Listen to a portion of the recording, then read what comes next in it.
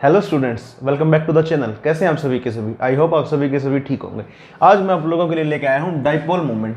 ये topic bonding वाला chapter था जो हमारा केमिकल बॉन्डिंग, उसी के अंदर का एक टॉपिक है जो कि बहुत इंपॉर्टेंट टॉपिक है। आइए देखते हैं डाइपोल मोमेंट क्या होती है। डाइपोल मोमेंट के अंदर क्या होगा, जब भी कोई पोलर मॉलिक्यूल, हमारे पास एक पोलर मॉलिक्यूल है, उस पोलर मॉलिक्यूल के अंदर क्या होगा, एक साइड पॉजिटिव चार्ज होगा और एक साइड क्या होगा, नेगेटिव चार्ज। जब एक मॉलिक्यूल के अंदर थोड़ा सा पॉजिटिव चार्ज बन जाए, थोड़ा सा नेगेटिव चार्ज बन जाए, तो हम क्या कहेंगे, हम कहेंगे कि उस मॉलिक्यूल के अंदर क्या है, इलेक्ट्रिक डाइपोल बन गया है। ठीक है, जब भी इस किसी भी पोलर मॉलिक्यूल के अंदर पॉजिटिव और नेगेटिव चार्ज बन जाए और उस मॉलिक्यूल के अंदर हम क्या कहेंगे, that the molecule possesses an electric dipole and that electric dipole is said to have a dipole moment. Dipole moment is said to be possessed by a polar molecule due to formation of partial charges on different molecules। Clear है? अब देखते हैं definition क्या होती है dipole moment की। Definition क्या होगी डाइपोल मोमेंट की, देखो,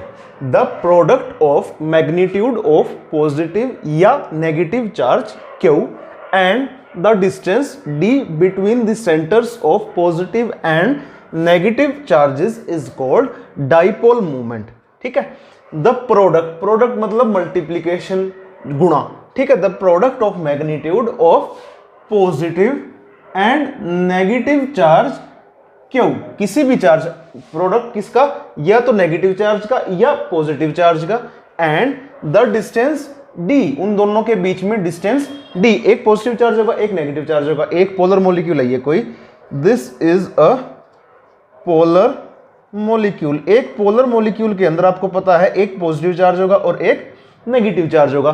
तो डाइपोल मोमेंट कैसे डिफाइन होती है? डाइपोल मोमेंट होती है इनमें से कोई भी एक चार्ज, जो पॉजिटिव और नेगेटिव चार्ज होगा वो इक्वल एंड अपोजिट होगा।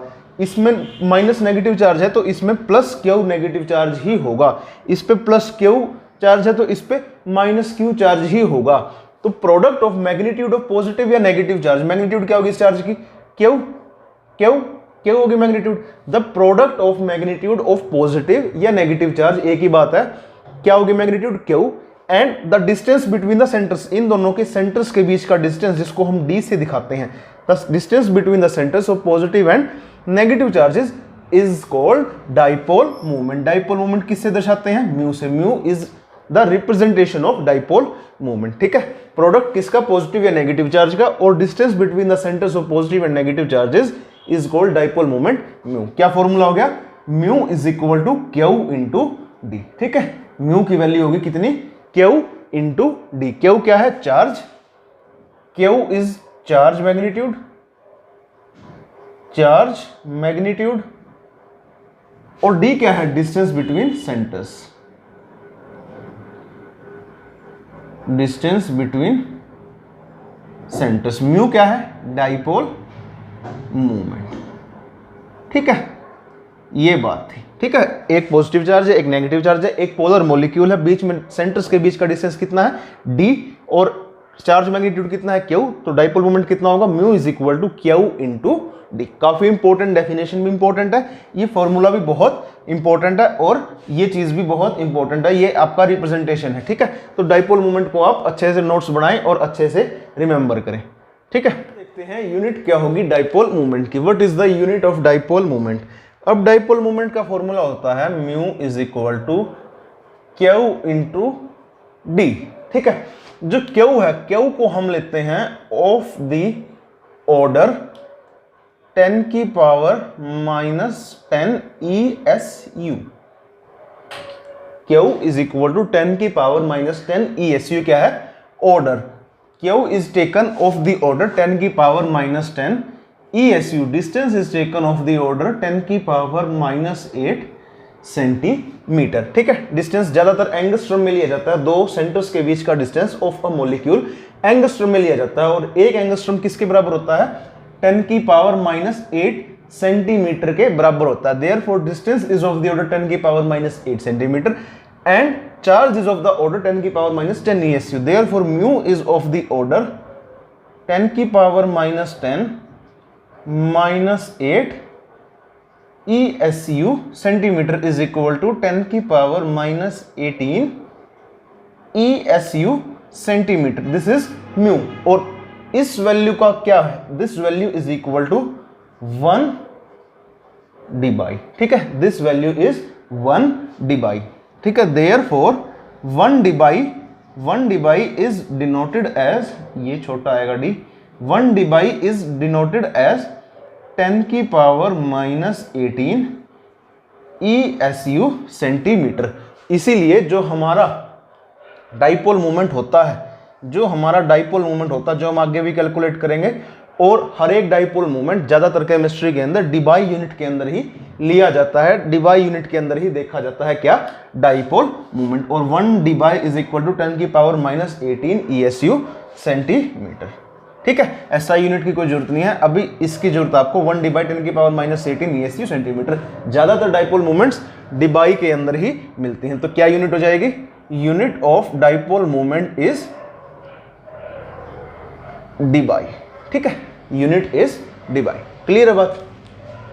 अब हम देखते हैं dipole moment in diatomic molecules. Diatomic molecules का मतलब जिसके अंदर 2 एटम्स हों, ऐसा मोलिक्यूल जिसके अंदर केवल 2 एटम्स हो। सिंपल सा एग्जांपल लेंगे HCl का, HCl का। अब HCl के अंदर क्या है, इलेक्ट्रोनेगेटिविटी डिफरेंस है, जिसकी वजह से ये मोलिक्यूल पोलर है, जिसकी वजह से इनके बीच में क्या है, एक डाइपोल मूवमेंट है। तो क्या होगा, इस पे हो जाएगा डेल्टा पॉजिटिव चार्ज, इस पे हो जाएगा डेल्टा नेगेटिव चार्ज, और इन दोनों के बीच में क्या हो जाएगी, डाइपोल मूवमेंट हो जाएगी with this direction. Dipole movement को दिखाने के लिए ये सिंबल यूज होता है, this an arrow with cut, ठीक है, this is the symbol used to denote the direction of dipole moment, ठीक है। तो डाइपोल मोमेंट की डायरेक्शन क्या हो जाएगी, H से Cl की तरफ। the direction of dipole moment is from H to Cl, ठीक है। क्योंकि इस पे क्या आएगा, डेल्टा पॉजिटिव चार्ज, इस पे क्या आएगा, डेल्टा नेगेटिव चार्ज। कारण क्या था डाइपोल मोमेंट आने का, इलेक्ट्रोनेगेटिविटी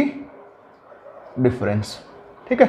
अगर एक मॉलिक्यूल है, डाइएटमिक मॉलिक्यूल है, उस डाइएटमिक मॉलिक्यूल के अंदर 2 एटम्स हैं, उन 2 एटम्स के बीच में क्या है, इलेक्ट्रोनेगेटिविटी में डिफरेंस है। अगर इलेक्ट्रोनेगेटिविटी में डिफरेंस है तो क्या होगा, यहां से यहां क्या होगा, एक डाइपोल मोमेंट बन जाएगी। इसके ऊपर आ जाएगा पार्शियल नेगेटिव चार्ज, इसके ऊपर आ जाएगा partial positive charge, and a dipole moment will be created which will have direction towards Cl, ठीक है। The main reason is electronegativity difference. अब अगर इलेक्ट्रोनेगेटिविटी डिफरेंस ज्यादा होगा, मतलब जितना ज्यादा इलेक्ट्रोनेगेटिविटी का डिफरेंस होगा उतनी ज्यादा ही क्या होगी, डाइपोल मूवमेंट होगी। तो यहां हम क्या लिखेंगे, as dipole movement increases, as electronegativity difference increases, as electronegativity difference increases, जैसे जैसे इलेक्ट्रोनेगेटिविटी का डिफरेंस बढ़ता जाएगा, डाइपोल मूवमेंट इंक्रीजेस, ठीक है। अगर डायरेक्शन का ज्यादा लफड़ा पड़ेगा आपका पॉलीएटमिक मॉलिक्यूल्स के अंदर, अभी हम डाइएटमिक मॉलिक्यूल्स पढ़ रहे हैं, अगर डाइएटमिक मॉलिक्यूल्स में 2 एटम ही होते हैं, 2 एटम्स के बीच में इलेक्ट्रोनेगेटिविटी डिफरेंस है, तो जिसकी इलेक्ट्रोनेगेटिविटी ज्यादा है उसकी तरफ क्या होगी, डाइपोल मूवमेंट होगी। मैग्नीट्यूड किससे डिसाइड करेंगे, mu is equal to Q into D, Q और डी का मल्टीप्लीकेशन कर दो, डायरेक्शन होगी किसकी तरफ, towards more electronegative atom. Simple सी बात है डाइएटमिक मॉलिक्यूल्स के लिए, तो जिसकी इलेक्ट्रोनेगेटिविटी ज्यादा उसकी तरफ डाइपोल मूवमेंट होगा, magnitude mu is equal to Q into D. तो ये क्या होगा, dipole movement in diatomic molecules. अब अगर इलेक्ट्रोनेगेटिविटी बढ़ती है, डिफरेंस बढ़ता है, तो क्या होगा, डाइपोल मूवमेंट ज्यादा होगा। तो अगर देखें हम HF, HCl, HBr और HI, इनमें से क्या ऑर्डर होना चाहिए इनकी डाइपोल मूवमेंट का। तो सबसे ज्यादा इलेक्ट्रोनेगेटिव डिफरेंस किसके अंदर है, HF के अंदर है। HF के अंदर क्या है, सबसे ज्यादा electronegativity difference between atoms. Fluorine की इलेक्ट्रोनेगेटिविटी सबसे ज्यादा होती है पीरियोडिक टेबल में, तो इनका डिफरेंस सबसे ज्यादा। फिर किसका आएगा, HCl का, फिर किसका आएगा, HBr का, और फिर किसका आएगा, HI का। Therefore this is the order of dipole movement. सबसे ज्यादा डाइपोल मूवमेंट इसकी होती है, ठीक है, 1.78 डिबाई। ये लगभग है, मैंने एग्जैक्ट नहीं पता मेरे को, ठीक है, मैंने ये लगभग ये होती है, ठीक है, mu 1.78 debye. This is the order of dipole movement when the electronegativity of atom is increasing. जैसे सेंट्रल एटम ये है, फ्लोरीन, क्लोरीन, ब्रोमीन और आयोडीन। H की तो सब में सेम है, तो सबसे ज्यादा इलेक्ट्रोनेगेटिविटी F की, तो डिफरेंस सबसे ज्यादा इलेक्ट्रोनेगेटिविटी का इसके अंदर, तो सबसे ज्यादा डाइपोल मोमेंट किसके अंदर, HF के अंदर, फिर HCl के अंदर, फिर HBr के अंदर और फिर HI के अंदर। बिल्कुल सिंपल सा कंसेप्ट है, ठीक है ना। ये था ऑर्डर ऑफ इलेक्ट्रोनेगेटिविटी ना, sorry, this is the order of dipole moment and also the order of electronegativity difference. क्यों? क्योंकि अगर इलेक्ट्रोनेगेटिविटी का डिफरेंस बढ़ता है तो डाइपोल मोमेंट क्या हो जाती है, बढ़ने लग जाती है। क्लियर है बात। Dipole moment of polyatomic molecules. Polyatomic का मतलब मोर देन टू, पॉलीएटमिक का मतलब मोर देन टू, ऐसा मॉलिक्यूल जिसके अंदर 2 से ज्यादा एटम हो। अगर 2 से ज्यादा एटम होंगे तो डाइपोल मोमेंट, यहां लिख देता हूं मैं, dipole moment will be the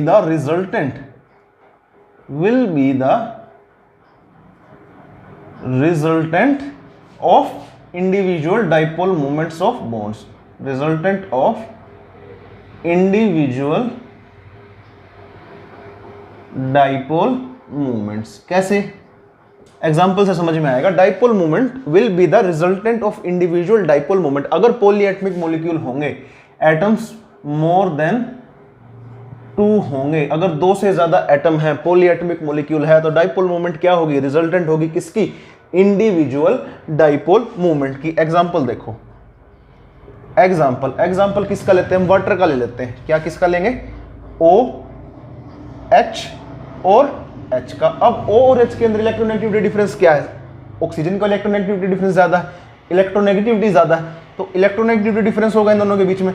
तो क्या होगा, इसके ऊपर कुछ डेल्टा पॉजिटिव चार्ज आ जाएगा, इसके ऊपर क्या आ जाएगा, डेल्टा नेगेटिव, इसके ऊपर डेल्टा पॉजिटिव, इसके ऊपर एक और डेल्टा नेगेटिव। तो इसके ऊपर क्या आ गया, 2 डेल्टा नेगेटिव आगे नहीं आगे, इसके ऊपर क्या आ गए, 2 डेल्टा नेगेटिव चार्जेस आ गए, 2 डेल्टा नेगेटिव, ठीक है। इसके ऊपर क्या आ गया, डेल्टा पॉजिटिव। अब डाइपोल मोमेंट की डायरेक्शन क्या होगी, डाइपोल मोमेंट की डायरेक्शन क्या होगी, ये देखो, यहां से कुछ इस दिशा में होगी और यहां से कुछ इस दिशा के अंदर होगी या नहीं होगी। अब जो नेट डाइपोल मोमेंट है वो होगा इन 2 वेक्टर का रिजल्टेंट, जो नेट डाइपोल मोमेंट होगी, नेट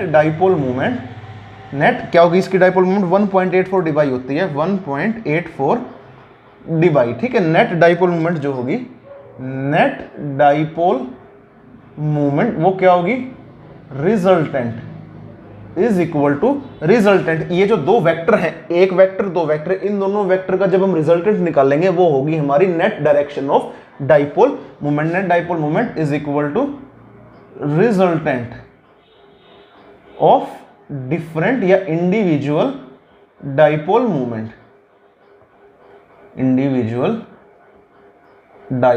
मोमेंट, अब हमारे पास एक चीज है, आप देखना, हमारे पास क्या है, अगर 2 से ज्यादा एटम होंगे, 2 से ज्यादा एटम, मान लो अगर 3 है तो क्या होगा, 2 बॉन्ड होंगे, 2 बॉन्ड होंगे तो उन दोनों बॉन्डों की अलग अलग क्या होगी, इलेक्ट्रोनेगेटिविटी डिफरेंस हो सकते हैं और अलग अलग क्या हो सकती है, डाइपोल मूवमेंट हो सकते हैं। यहां तो क्या है, डाइपोल मूवमेंट दोनों बॉन्ड की सेम है, इसकी और इसकी सेम है। जो नेट डाइपोल मूवमेंट होगी वो क्या होगी, रिजल्टेंट ऑफ दीज 2 वेक्टर्स, इन दोनों वेक्टर्स का क्या, रिजल्टेंट। जब हम इन दोनों वेक्टर्स का रिजल्टेंट निकालेंगे वो क्या होगा, रिजल्टेंट या नेट डाइपोल मूवमेंट, ठीक है। Net dipole movement is equal to resultant of individual dipole movement. Individual dipole movement का क्या रिजल्टेंट होगा, वो हो गई हमारी नेट डाइपोल मूवमेंट की वैल्यू। अब रिजल्टेंट कैसे निकालते हैं, वेक्टर रिजल्टेंट, वेक्टर सम देखा आपने, मैं बताता हूं, देखना, यहां बता रहा हूं मैं, देखते हैं कैसे निकालते हैं नेट डाइपोल मूवमेंट या रिजल्टेंट। अगर एक वेक्टर हमारा इस दिशा में ऐसे है μ1 और एक वेक्टर हमारा इस दिशा में है मान लो μ2, दोनों के बीच का एंगल मान लो कुछ थीटा है, ठीक है। एक वेक्टर हमारा इस दिशा में डाइपोल मूवमेंट का है μ1, इधर है μ2, कोई भी वेक्टर या डाइपोल मूवमेंट, तो इनका रिजल्टेंट क्या होगा, इनका रिजल्टेंट कुछ ऐसा होगा, म्यू रिजल्टेंट, ठीक है, म्यू रिजल्टेंट, ठीक है। ये क्या होगा, वेक्टर सम या वेक्टर रिजल्टेंट। हमें क्या निकालना है, μ1 और μ2 का रिजल्टेंट वेक्टर निकालना है। हमारे पास 2 वेक्टर हैं, μ1 μ2, हमें क्या निकालना है, इन दोनों वेक्टरों का रिजल्टेंट, जो कि आएगा कैसे, इन दोनों वेक्टर का वेक्टर सम करना पड़ेगा हमको। आप लोग फिजिक्स में जाके पढ़ सकते हैं वेक्टर सम कैसे करते हैं। और मैग्नीट्यूड क्या आएगी म्यू रिजल्टेंट की, म्यू रिजल्टेंट की मैग्नीट्यूड क्या आएगी, म्यू रिजल्टेंट की मैग्नीट्यूड क्या आएगी, magnitude will be root μ1 square μ2 square plus μ1 μ2 cos theta. ठीक है, this will be the magnitude of resultant dipole moment. ठीक है, दोबारा लिख दे रहा हूं मैं, म्यू रिजल्टेंट यहां लिख देता हूं, म्यू रिजल्टेंट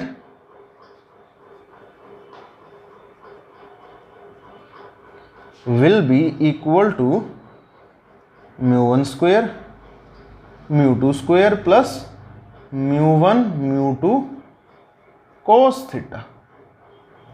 ठीक है, ये हमारी क्या होगी, वैल्यू होगी किसकी, रिजल्टेंट डाइपोल मूवमेंट की, मैग्नीट्यूड की। ठीक है, रिजल्टेंट डाइपोल मूवमेंट की मैग्नीट्यूड की क्या होगी, ये वैल्यू होगी। ठीक है, रिजल्टेंट ये मैग्नीट्यूड है, this represents magnitude of resultant dipole movement. और डायरेक्शन कैसे पता चलेगी, डायरेक्शन पता चलेगी इस तरीके से। ठीक है, म्यू रिजल्टेंट की डायरेक्शन। क्लियर है बात, ये थी पॉलीएटमिक मॉलिक्यूल्स के अंदर डाइपोल मूवमेंट। क्लियर है, इसके अंदर दो पोलर बॉन्ड्स होते हैं, example C double bond O, C double bond O, CO2, दो पोलर बॉन्ड्स हैं इसके अंदर। ठीक है, बट फिर भी इसका नेट डाइपोल मोमेंट 0 है। क्यों, ये देखो, एक इधर हो जाएगा डाइपोल मोमेंट, एक हो जाएगा इधर।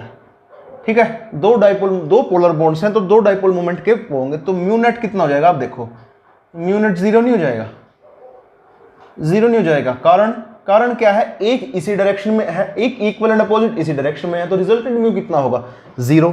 क्लियर है ना बात, C double bond O, C double bond O, एक वेक्टर का हमारा क्या है, इस साइड है वेक्टर की डायरेक्शन, एक इक्वल एंड अपोजिट दूसरी डायरेक्शन में, तो म्यू नेट क्या हो जाएगा, 0। तो यहां से हम क्या लिखेंगे, mu net may be 0 for the molecules with two polar bonds. Molecule जिसके अंदर दो पोलर बॉन्ड है उसके बावजूद भी क्या है, म्यू नेट क्या है, 0 है। ठीक है, mu net may be 0, mu net may be 0 for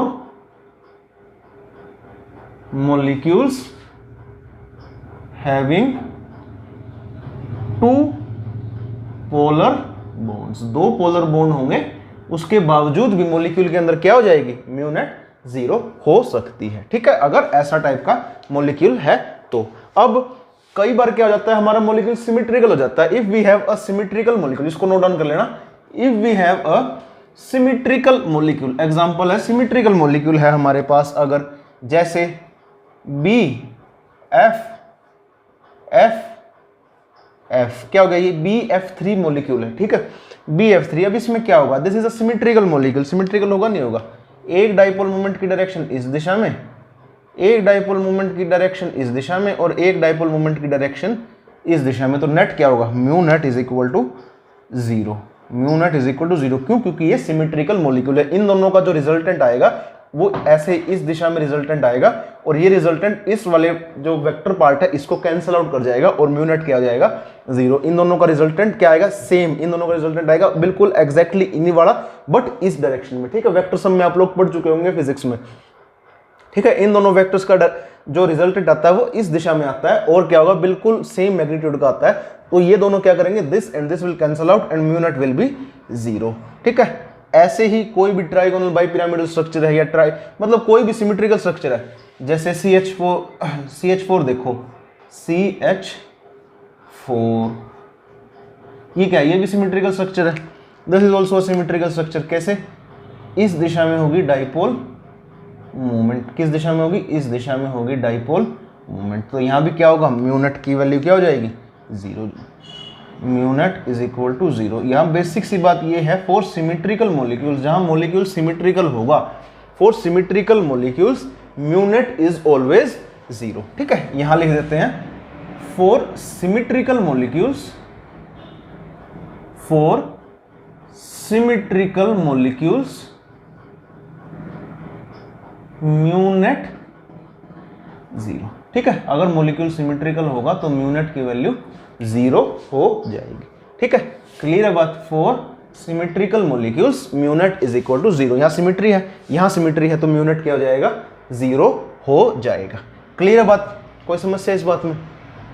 ठीक है, अब यहाँ पे एक बात और देखो, इसको नोट डाउन कर लेना, एक बात और देखो,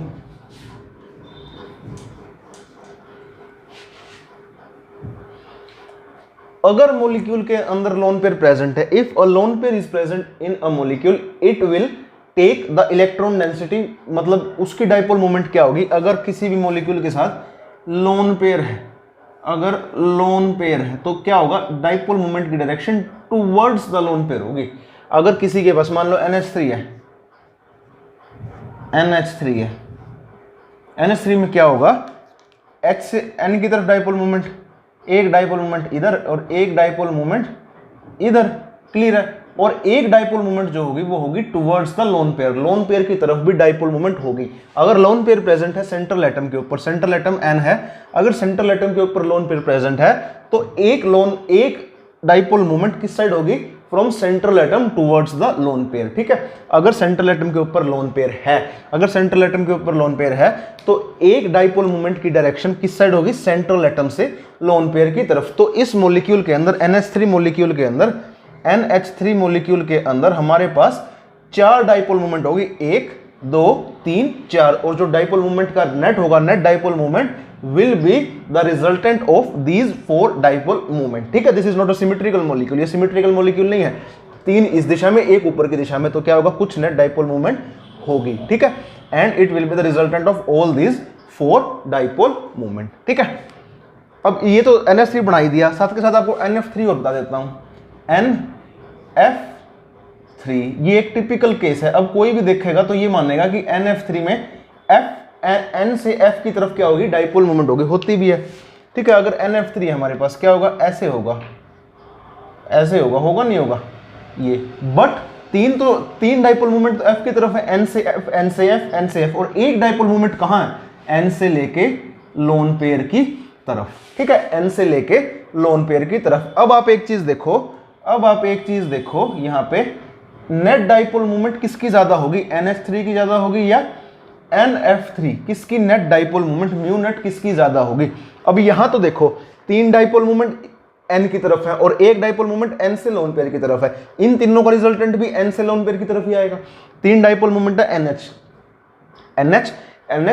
तीनों डाइपोल मोमेंट का जो रिजल्टेंट है वो N से लोन पेयर की तरफ जाएगा, और एक डाइपोल मोमेंट पहले से ही N से लोन पेयर की तरफ है, ठीक है। ये तो थी NH3 की बात। NF3 में क्या होगा, 3 डाइपोल मोमेंट N से F की तरफ आ रही है और एक डाइपोल मोमेंट N से लोन पेयर की तरफ जा रही है, दैट इज अपोजिट। इन तीनों का रिजल्टेंट नीचे की तरफ आएगा और N और लोन पेयर की जो डाइपोल मोमेंट है वो ऊपर की तरफ है, तो N और लोन पेयर की जो डाइपोल मोमेंट है वो कैंसल आउट कर देगी NF डाइपोल मोमेंट के रिजल्टेंट को, ठीक है ना। इन तीनों का जो डाइपोल मोमेंट का रिजल्टेंट है 1 2 3, इनका रिजल्टेंट होगा नीचे की तरफ और एक डाइपोल मोमेंट ऊपर की तरफ, ठीक है। तो इसका जो नेट अगर मैं बनाऊं तो क्या होगा, एक ऊपर की तरफ और इनका रिजल्टेंट नीचे की तरफ, तो क्या होगा, नेट डाइपोल मोमेंट कम हो जाएगी, ठीक है। दोनों डाइपोल मोमेंट जो नेट होंगी, इनकी नेट ये और इसकी डाइपोल मोमेंट क्या हो जाएगी, आपस में एक दूसरे को कम करेंगी, तो डाइपोल मोमेंट यहाँ पे ज्यादातर डाइपोल मोमेंट खत्म हो जाएगी। क्यों, क्योंकि एक अपवर्ड डायरेक्शन में है और एक डाउनवर्ड डायरेक्शन में है, जबकि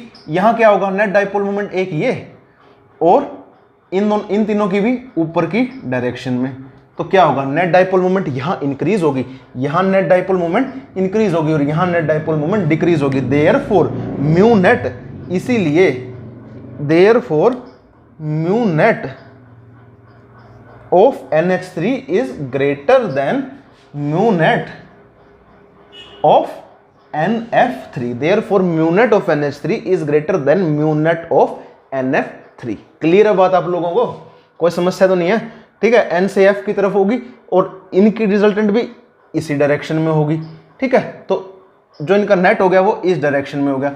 अब यहाँ क्या होगा, एक ऊपर की डायरेक्शन में, एक नीचे की डायरेक्शन में, तो नेट क्या होगा, कुछ कम हो जाएगी डाइपोल मोमेंट, इसीलिए mu net of NH3 is greater than mu net of NF3। Clear है, बहुत ही अच्छा एग्जांपल है ये, सीधा सीधा बोर्ड के एग्जाम में जो सीधा ही आता है ये, ठीक है।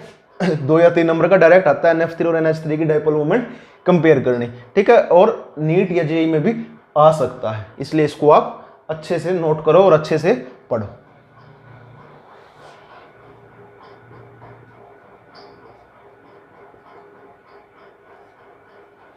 देखते हैं application of dipole moment, dipole moment की एप्लीकेशन। डाइपोल मोमेंट कहां यूज होती है, in determining polarity of bonds, bonds की पोलैरिटी डिटरमाइन करने में। अगर किसी मॉलिक्यूल के अंदर डाइपोल मोमेंट प्रेजेंट है, dipole moment not equal to zero है, एक्सपेरिमेंटली हमने देखा कि डाइपोल मोमेंट जीरो के इक्वल नहीं है, dipole moment not equal to zero है, तो हम क्या बोल देंगे, that the bonds are polar, bonds are polar. इसीलिए जो पोलैरिटी ऑफ बॉन्ड्स है वो डिटरमाइन कौन करके देता है? Dipole moment. If there is a dipole moment present, अगर डाइपोल मोमेंट प्रेजेंट है, डाइपोल मोमेंट जीरो नहीं है, तो बॉन्ड्स क्या है? बॉन्ड्स पोलर इन नेचर है। तो हमें अगर पोलैरिटी डिटरमाइन करनी होती है किसी बॉन्ड की, तो हम क्या देखते हैं? डाइपोल मोमेंट प्रेजेंट है या नहीं है। अगर प्रेजेंट है तो बॉन्ड्स पोलर है, अगर प्रेजेंट नहीं है तो बॉन्ड्स क्या है? नॉन पोलर है। ठीक है, ये थी first application. Second application, in determining symmetry या shape of molecules. In determining symmetry या शेप ऑफ मॉलिक्यूल। सिमेट्री या शेप कैसे डिटरमाइन होती है मॉलिक्यूल की? अब अगर एक बात देखो, हमारे पास दो से ज्यादा एटम है, हमारे पास मान लो 3 या उससे ज्यादा एटम्स हैं। क्लियर है? हमारे पास 3 या उससे ज्यादा एटम्स हैं। अगर हमारे पास 3 से ज्यादा एटम्स है, इफ वी हैव 3 और मोर देन 3 एटम्स, तो अगर उसकी डाइपोल मोमेंट 0 है, अगर डाइपोल मोमेंट 0 है और एटम्स मोर देन 3 है, एटम्स मोर देन 3 या मोर देन 2 कह लो, या मोर देन 3, 2 कह लो मान लो, अगर एटम्स मोर देन 2 हैं, 2 से ज्यादा एटम है और डाइपोल मोमेंट 0, तो क्या कहेंगे हम? मॉलिक्यूल सिमेट्रिकल है। मतलब डाइपोल मोमेंट 0 और एटम्स 2 से ज्यादा, और एटम्स भी कौन से? पोलर, जिसके अंदर वो एटम्स जो पोलर बॉन्ड बनाते हैं। तो म्यू 0, एग्जाम्पल क्या है? BF3CH4, आपको करवाए हैं एग्जाम्पल। ठीक है, BF3CH4 ये एग्जाम्पल है। ठीक है, these I have more than 2 atoms and contains polar bond but then also mu is 0। तो अगर हम देखें कि 2 से ज्यादा एटम प्रेजेंट है किसी मॉलिक्यूल के अंदर, बॉन्ड भी पोलर है, और अगर उसका म्यू 0 है तो वो क्या है? सिमेट्रिकल है। अगर म्यू 0 नहीं है तो वो क्या है? असिमेट्रिकल मॉलिक्यूल है। तो इसीलिए सिमेट्री या शेप डिटरमाइन करने में मॉलिक्यूल की डाइपोल मोमेंट एक अच्छा योगदान देता है। ठीक है, अगर म्यू 0 है, एटम्स 2 से ज्यादा हैं और पोलर बॉन्ड है, फिर भी म्यू 0 है, तो हम क्या कहेंगे कि मॉलिक्यूल क्या है? सिमेट्रिकल। एग्जांपल BF3 और CH4। अगर क्या है? म्यू 0 के इक्वल नहीं है, तो कोई भी मॉलिक्यूल हो सकता है जिसके अंदर डाइपोल मोमेंट प्रेजेंट, और वो क्या है? असिमेट्रिकल मॉलिक्यूल है। ठीक है, इसीलिए डाइपोल मोमेंट की एप्लीकेशन होती है डिटरमाइनिंग सिमेट्री या शेप ऑफ मॉलिक्यूल्स। अगला देखो, to distinguish between cis and trans isomer. Cis और ट्रांस आइसोमर के बीच में डिस्टिंग्विश करना। सिस और ट्रांस क्या होते हैं? देखो, सिस और ट्रांस डबल बॉन्ड के क्रॉस है। अगर कोई चीज यहां दिखाऊंगा मैं, C double bond C, Cl H, ये क्या है? This is cis isomer. ये क्या है? Cis isomer. और ये क्या है? Cl double bond C, Cl H और H। ये कौन सा आइसोमर है? This is trans isomer. ठीक है, this is cis isomer and this is trans isomer. Cl ये कौन सा आइसोमर है? This is cis isomer. ये कौन सा है? Cis isomer. और ये कौन सा है? Trans isomer. अब इनको अगर हमें डिस्टिंग्विश करना है तो कैसे करेंगे? अब देखो, यहां डाइपोल मोमेंट क्या है? डाइपोल मोमेंट एक इस डायरेक्शन में है और एक इस डायरेक्शन में, तो कुछ ना कुछ नेट डाइपोल मोमेंट होगी इस डायरेक्शन में। इसीलिए म्यू क्या होगा? Not equal to 0। Cis molecule के अंदर क्या होगा? एक डाइपोल मोमेंट इस डायरेक्शन में, एक इस डायरेक्शन में, तो नेट कुछ ना कुछ डाइपोल मोमेंट होगी। तो अगर म्यू नॉट इक्वल टू 0 है तो वो क्या है? सिस आइसोमर होगा। ठीक है, सिस आइसोमर के अंदर क्या होता है? Mu not equal to 0। ठीक है, और ट्रांस आइसोमर के अंदर क्या होगा? एक इस डायरेक्शन में, एक इस डायरेक्शन में, क्या होगा? कैंसिल आउट होगी नहीं होगी? देखो, एक इस डायरेक्शन में, एक इस डायरेक्शन में, कैंसिल आउट होगी नहीं होगी?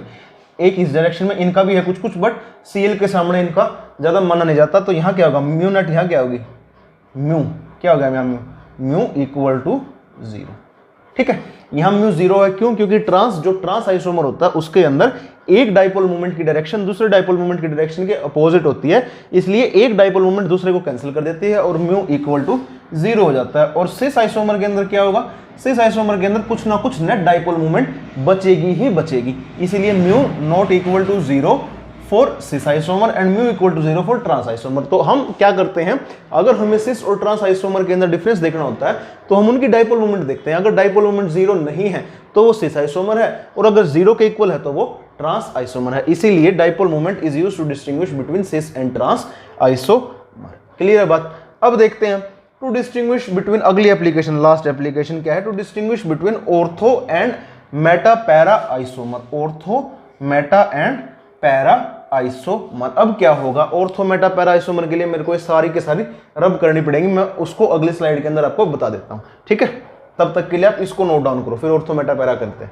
अब हम लोग देखते हैं ऑर्थो पैरा मेटा आइसोमर को कैसे डिस्टिंग्विश कर सकते हैं हम डाइपोल मोमेंट के बेसिस पे। अगर ऑर्थो किसको कहते हैं, आपको मैंने ऑर्गेनिक तो पढ़ाई नहीं, फिर भी आप लोग अगर कुछ थोड़ा बहुत भी जानते हो तो ये ऑर्थो आइसोमर होता है, ये कौन सा होता है, पैरा आइस, ये मेटा आइसोमर, सॉरी ये होगा मेटा आइसोमर, और ये होगा कौन सा आइसोमर, अगला होगा ये वाला, ये होगा पैरा आइसोमर, कौन सा, पैरा आइसोमर। अब इन तीनों की डाइपोल मोमेंट अलग अलग होगी, ठीक है, डाइपोल मोमेंट अलग अलग होगी। इसकी डाइपोल मोमेंट होती है 2.54 डी, इसकी डाइपोल मोमेंट होती है 1.78 डी, और इसकी डाइपोल मोमेंट होती है 0। अगर हमारे पास तीनों आइसोमर दिए हुए हैं और हमें पता नहीं चल रहा कि कौन सा ऑर्थो है, कौन सा मेटा है, कौन सा पैरा है, this is ortho,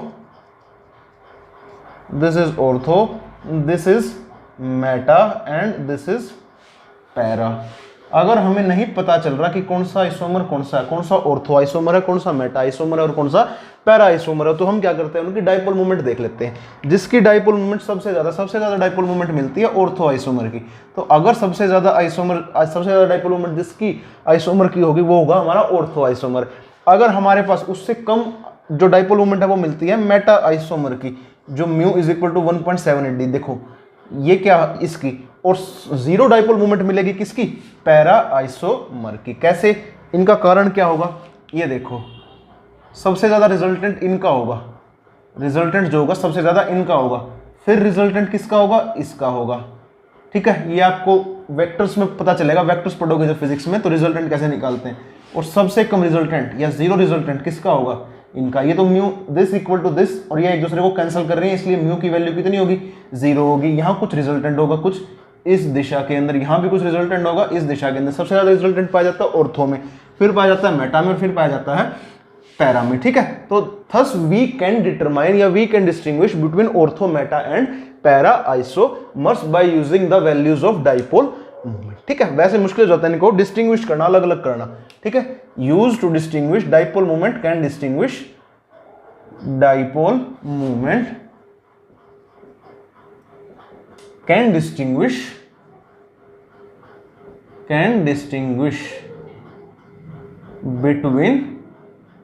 between OMP isomers, ठीक है। OMP आइसोमर्स के बीच में डिस्टिंग्विश कौन कर सकता है, डाइपोल मोमेंट की वैल्यूज। क्लियर है बात, ये आप नोट कर लो, ठीक है। बहुत इंपॉर्टेंट है, क्वेश्चन आ जाता है, ये तो नेट तक में क्वेश्चन आता है। इंपॉर्टेंट इतना है, नेट गेट देते हैं हम आगे, हमारे लेवल के बच्चे जो हैं नेट गेट देते हैं, IIT JAM देते हैं, उसके अंदर भी ये चीजें आ जाती हैं, ठीक है। आप लोग तो नीट में वहां तो कितना इंपॉर्टेंट आप सोच सकते हैं, ठीक है, नोट डाउन कर लो। अब हम लोग देखते हैं फजान्स रूल, काफी इंपॉर्टेंट टॉपिक है और काफी ज्यादा आपको कंसेप्ट समझने की जरूरत है फजान्स रूल की। फजान्स रूल क्या बताता है, फजान रूल बताता है covalent character in ionic bond. अब आयनिक बॉन्ड स्टार्टिंग में हम क्या मानते हैं, जो मॉलिक्यूल है वो 100% आयनिक है, 100% आयनिक है। इसका कंसेप्ट समझना पहले, फिर लिख लेना, ठीक है। 100% आयनिक है, कोई भी मॉलिक्यूल है वो 100% आयनिक है, स्टार्टिंग में हम लोग ये मानते हैं। बट जब एक आयनिक मॉलिक्यूल के अंदर क्या होता है, एक होता है कैटायन, पॉजिटिव चार्ज कैटायन, और एक होता है एनायन, एनायन नेगेटिव चार्ज, ठीक है। तो जब हम मानते हैं कि 100% आयनिक है तो क्या हो गया, एक इलेक्ट्रॉन यहां से यहां ट्रांसफर हो गया, ठीक है। That is 100% ionic. 100% ionic bond हम तब मानते हैं जब एक इलेक्ट्रॉन यहां से कंप्लीट ट्रांसफर हो जाए यहाँ पे। बट एक कैटायन है, ये कैटायन के ऊपर पॉजिटिव चार्ज, इसके ऊपर नेगेटिव, ये आपको ऐसा नहीं लगता कि ये कुछ इसको पोलराइज कर लेगा। पोलराइजेशन का मतलब पता क्या होता है, ये पॉजिटिव चार्ज नेगेटिव चार्ज को अपनी तरफ खींच लेगा, this is known as polarization. ये पॉजिटिव चार्ज इस नेगेटिव चार्ज के क्लाउड को, इसको बोलते हैं चार्ज क्लाउड, इलेक्ट्रॉन क्लाउड या चार्ज क्लाउड। ये पॉजिटिव चार्ज इस चार्ज क्लाउड को डिस्टोर्ट कर देगा, अपनी तरफ पोलराइज कर लेगा, अपनी तरफ खींच लेगा, ठीक है। This positive charge distorts this negative charge towards itself. ये पॉजिटिव चार्ज इस नेगेटिव चार्ज के क्लाउड को अपनी तरफ खींच लेगा और इस नेगेटिव चार्ज को क्या कर देगा, डिस्टोर्ट कर देगा, इस नेगेटिव इलेक्ट्रॉन क्लाउड को डिस्टोर्ट कर देगा। समझ रहे हो बात को? Therefore a cation distorts the electron cloud of anion. Electron cloud पहले क्या हो गया, हमने मान लिया बॉन्ड 100% आयनिक है, यहां से एक इलेक्ट्रॉन यहां ट्रांसफर हो चुका है, ठीक है। तब क्या होगा, उसके बाद एक कैटायन एक एनायन को क्या करेगा, डिस्टॉर्ट कर देगा। ये कैटायन के पास पॉजिटिव चार्ज है, इसके पास नेगेटिव, तो ये कैटायन क्या करता है, छोटा सा कैटायन है, इसको क्या करेगा, पोलराइज कर लेगा अपनी तरफ। जैसे ये इसके साथ पोलराइज होगा तो इस आयनिक बॉन्ड के अंदर कुछ कोवेलेंट कैरेक्टर आने लग जाएगा। Therefore covalent character appears in ionic bonds, ठीक है। आयनिक बॉन्ड के अंदर कोवेलेंट कैरेक्टर अपीयर होने लग जाएगा। Therefore the bond is no more 100% ionic कोई भी बॉन्ड 100% आयनिक नहीं होता। क्यों? क्योंकि जैसे ही इलेक्ट्रॉन का ट्रांसफर हुआ ये कैटायन कुछ ना कुछ डिस्टॉर्ट करने लग जाता है, किसको, एनायन को, ठीक है। ये कैटायन इस एनायन को थोड़ा सा डिस्टॉर्ट करने लग जाता है, जब इलेक्ट्रॉन का ट्रांसफर होगा उसके बाद ये कैटायन इस इलेक्ट्रॉन के क्लाउड को डिस्टॉर्ट करने लग जाएगा। Therefore no bond is 100% ionic, no bond is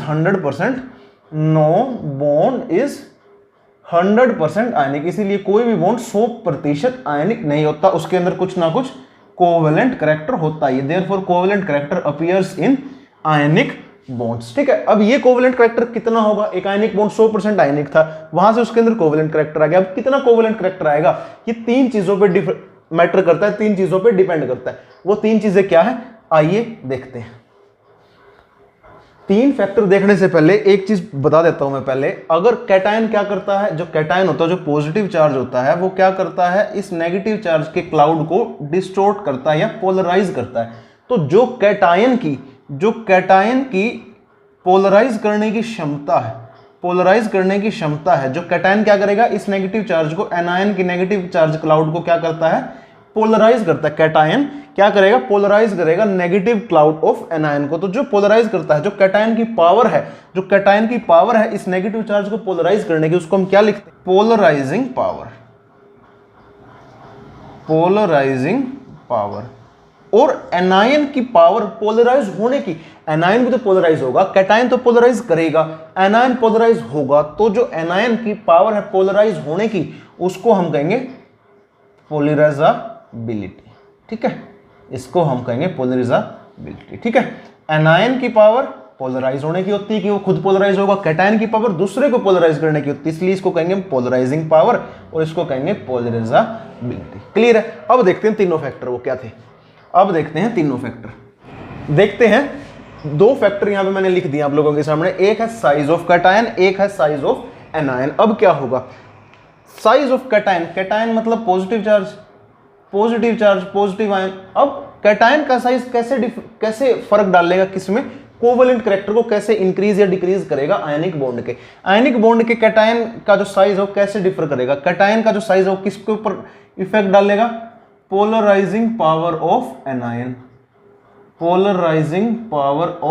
cation, ठीक है। जो एनायन का कैटायन का जो साइज है वो इफेक्ट डालेगा पोलराइजिंग पावर ऑफ कैटायन के ऊपर। अगर पोलराइजिंग पावर कैटायन की ज्यादा होगी तो ज्यादा क्या होगा, कोवेलेंट कैरेक्टर होगा आयनिक बॉन्ड के अंदर। कोई भी आयनिक बॉन्ड है उसके अंदर कोवेलेंट कैरेक्टर ज्यादा कब होगा, जब कैटायन की पोलराइजिंग पावर ज्यादा होगी। जितना ज्यादा कैटायन पोलराइज करेगा उसको, जितना ज्यादा कैटायन उस इलेक्ट्रॉन क्लाउड को पोलराइज करेगा, उतना ज्यादा क्या होगा, कोवेलेंट कैरेक्टर होगा किसके अंदर, आयनिक बॉन्ड के अंदर। अब polarizing power of cation depends upon size of cation. Size of cation पे कैसे डिपेंड करेगी, जैसे जैसे साइज घटेगा पोलराइजिंग पावर बढ़ती हुई चली जाएगी, पोलराइजिंग पावर इंक्रीजेस।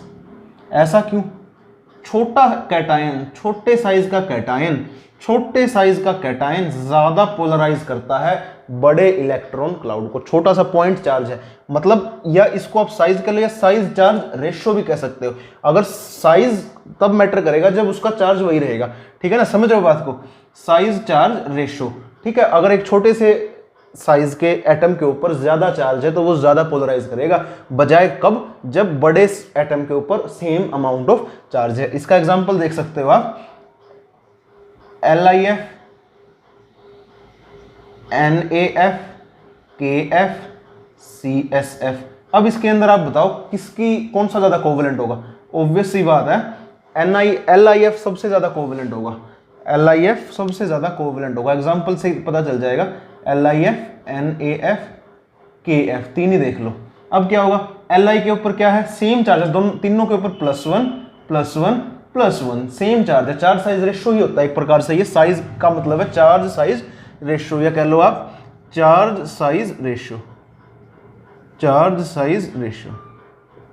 ठीक है, अब LIF में +1 चार्ज है छोटे से एटम के ऊपर, Na में +1 चार्ज है थोड़े से बड़े एटम के ऊपर, और K के ऊपर +1 चार्ज है थोड़े से और बड़े एटम के ऊपर। तो इसकी पोलराइजिंग पावर सबसे ज्यादा होगी। F तो सेम ही है, तो इसकी पोलराइजिंग पावर सबसे ज्यादा होगी। क्यों? क्योंकि एक छोटे से एटम के ऊपर सेम अमाउंट ऑफ चार्ज है, यहाँ सेम अमाउंट ऑफ चार्ज थोड़े बड़े एटम के ऊपर, यहाँ बड़े। तो अगर साइज ऑफ एटम क्या होगा, साइज ऑफ कैटायन क्या होगा, छोटा होगा, और चार्ज सेम होगा। अगर हम कंपेयर कर रहे हैं तब चार्ज तो सेम होगा बट साइज क्या होगा एटम का, छोटा होगा, तो पोलराइजिंग पावर ज्यादा होगी और कोवेलेंट ज्यादा होगा। Therefore covalent, this is more covalent, ये कोवेलेंट ज्यादा है।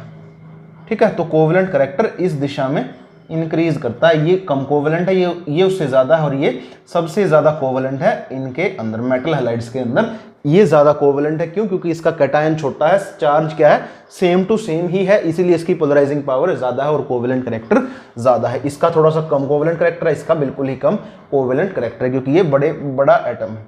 ठीक है, इसीलिए साइज ऑफ कैटायन, जैसे जैसे साइज क्या होगा, कम होगा, पोलराइजिंग पावर बढ़ेगी, बशर्ते चार्ज सेम रहे। तो ये एक प्रकार से चार्ज साइज रेशियो ही देखते हैं हम, छोटे एटम के ऊपर ज्यादा चार्ज मतलब ज्यादा पोलराइजिंग पावर। ठीक है, इसी तरीके से size of anion, size of anion के अंदर क्या होगा, ये नोट डाउन करो, मैं इसको मिटाऊंगा फिर। अब देखना size of anion, size of anion के अंदर क्या होगा, as size increase polarizability increase, as size of anion क्या होगी, पोलराइजेबिलिटी, एज साइज इंक्रीज, जैसे जैसे साइज इंक्रीज होगा वैसे वैसे पोलराइजेबिलिटी भी क्या होगी, इंक्रीज होगी। क्यों? क्या कारण है, अगर बड़ा चार्ज है, अगर बड़ा इलेक्ट्रॉन क्लाउड है, वो बहुत आसानी से डिस्टॉर्ट हो जाता है। जितना बड़ा इलेक्ट्रॉन क्लाउड, जितना बड़ा साइज ऑफ एनायन, उतना बड़ा उसका इलेक्ट्रॉन क्लाउड, जितना ज्यादा बड़ा इलेक्ट्रॉन क्लाउड उतनी आसानी से वो अपनी तरफ डिस्टॉर्ट हो जाता है। ठीक है, जितना बड़ा इलेक्ट्रॉन क्लाउड, जितना ज्यादा बड़ा साइज, उतना ज्यादा क्या होगा, इलेक्ट्रॉन क्लाउड डिस्टॉर्ट हो सकता है, पोलराइज हो सकता है। ठीक है, उसको कैटायन उतनी आसानी से पोलराइज कर सकता है। Therefore if size increases of anion, polarisability of anion also increases. वो जितना बड़ा साइज होगा इलेक्ट्रॉन क्लाउड का, उतनी आसानी से क्या होगा, वो इलेक्ट्रॉन क्लाउड पोलराइज हो सकेगा कैटायन के द्वारा। Therefore if size increases, polarisability क्या होगी, इंक्रीज हो जाएगी फॉर एनायन। ठीक है, बिल्कुल सिंपल सी बात थी, बिल्कुल सिंपल सी। ठीक है, size of cation and size of anion. अब एक थर्ड और है, देखना थर्ड क्या है, थर्ड हमारे पास क्या है, थर्ड इफेक्ट क्या है, थर्ड किसका इफेक्ट होगा कोवेलेंट नेचर पे ऑफ आयनिक बॉन्ड्स, थर्ड है चार्ज ऑन एनायन या कैटायन। अभी मैंने आपको चार्ज साइज रेशियो वाली एक छोटी सी बात बताई थी। ठीक है, उसी के अंदर अगर हम अलग से देखें तो अगर चार्ज बढ़ता है किसी का भी, इफ चार्ज इंक्रीजेज, ये सारी बातें कंपैरेटिवली होती हैं। चार्ज साइज ये होती है जब हमें एक एटम, दो एटम है, अगर हम डाइएटमिक मॉलिक्यूल है कोई भी, अगर उसका एक एटम सेम रखा जाए, बाकी सारे बदलते हुए चले जाएं, तब फैक्टर डिपेंड करते हैं चार्ज के या उसके। ठीक है ना, ऐसे नहीं हो सकता कि आप अलग अलग 4-5 अलग अलग एटम उठा ले, अलग अलग मॉलिक्यूल उठा ले और उसकी हम क्या कर रहे हैं, कोवेलेंट कैरेक्टर की हम कंपैरिजन कर रहे हैं, ऐसा नहीं होता। ठीक है, कंपैरिजन होता है सेम टाइप ऑफ कंपाउंड के अंदर, जैसे कि LiCl है, NaCl है, KCl है, CSCl है, इसकी कंपैरिजन हो सकती है क्योंकि ClCl अलग अलग है। ठीक है, तो यहाँ पे हम कंपैरिजन कर सकते हैं छोटा साइज, बड़ा साइज, बड़ा साइज और बड़ा साइज। ठीक है, ऐसे कंपैरिजन नहीं कर सकते हम, LiCl का कर लिया HCl के साथ, ठीक है, NaF के साथ कर लिया, ऐसे नहीं कर सकते हम, ऐसे किसी का भी किसी के साथ कंपैरिजन नहीं हो सकता। सेम टाइप ऑफ कंपाउंड्स का ही कंपैरिजन आपस में होता है। अगर सेम टाइप ऑफ कंपाउंड्स का अगर हम कंपैरिजन करते हैं तो इफ चार्ज इंक्रीजेज, अगर चार्ज बढ़ता है, अगर चार्ज बढ़ता है किसका, एनायन या कैटायन दोनों का, एनायन या कैटायन दोनों का, तो क्या इंक्रीज होती है, lead to increase in polarizing power of cation and polarizability of anion and thus increases covalent nature. Covalent nature, अगर चार्ज बढ़ता है कैटायन या एनायन का, तो कोवेलेंट नेचर क्या होता है, बढ़ता है किसी भी मॉलिक्यूल का। If charge increases of anion या cation, thus there is an increase in covalent nature of ionic bond. ठीक है, कोवेलेंट नेचर में क्या होगी, वृद्धि होगी अगर एनायन या कैटायन का चार्ज बढ़ेगा। ठीक है, अगर चार्ज बड़ा होगा, मान लो पॉजिटिव चार्ज ज्यादा है तो वो ज्यादा पोलराइज करेगा, अगर नेगेटिव चार्ज ज्यादा है तो वो ज्यादा पोलराइज हो सकेगा। ठीक है ना, पोलराइज वो भी ज्यादा होगा जिसके ऊपर नेगेटिव चार्ज ज्यादा हो, ज्यादा पोलराइज हो जाएगा। अगर पॉजिटिव चार्ज ज्यादा है तो वो ज्यादा पोलराइज कर सकेगा। ठीक है, इसलिए चार्ज बढ़ता है एनायन या कैटायन का तो कोवेलेंट नेचर बढ़ जाता है किसी भी बॉन्ड का। क्लियर है, ये सारी बातें थी आयनिक बॉन्ड के अंदर कोवेलेंट कैरेक्टर यानी फजान्स रूल की। थैंक यू स्टूडेंट्स, ये हमारा लेक्चर होता है खत्म, जिसके अंदर हमने कवर किया था डाइपोल मोमेंट को। ठीक है, और ऐसी वीडियोस के लिए सब्सक्राइब करें केम गीक को, और कोई भी डाउट आप कमेंट्स में छोड़ सकते हैं। Thank you very much.